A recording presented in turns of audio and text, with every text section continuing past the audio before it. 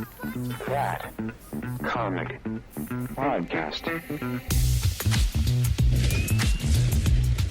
All right, well then let's switch gears to Amazing Spider-Man #1. I don't know, man. I picked it up and thumbed through it and put it back down. I read it. Thanks, I Mike. liked, it had three stories, all of which are obviously setups for what the new arc is.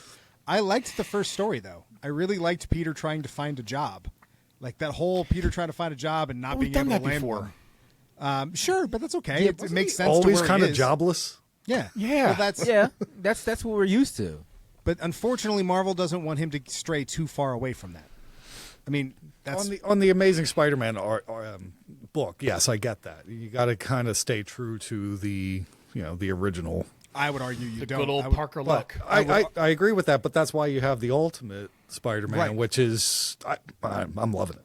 Ultimate Spider-Man should be the main Yes. Spider-Man story at this point, because at this point he's so old that this is what his age would be. Honestly, It makes more sense for him to have kids and be the Ultimate Spider-Man. if it was really like that, his kids would be. Yeah, it's true. That's also true. Yeah? That's also true. Ultimate Spider-Man is definitely the bigger book worth reading right now, but I did like I did like Amazing Spider-Man Amazing. #1. I didn't hate it. I thought it was a nice setup. I thought the Green Goblin story was interesting.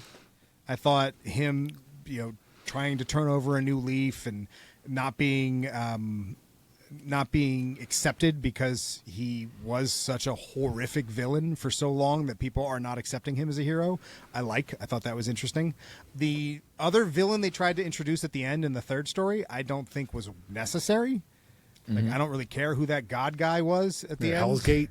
Whatever. Yeah, God I don't guy. care. Who are you, God guy? What you God doing guy. here?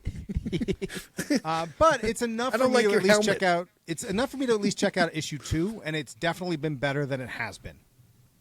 Like, I would much rather read this book than to read him robbing children because Mary Jane is hanging out with Paul. I would much rather read this than when he was in a orange and blue suit and saying catchphrases because he needed money to stream on the internet. Like, there were so many weird decisions they've made with Peter for so long now that a little return to form is probably okay with me.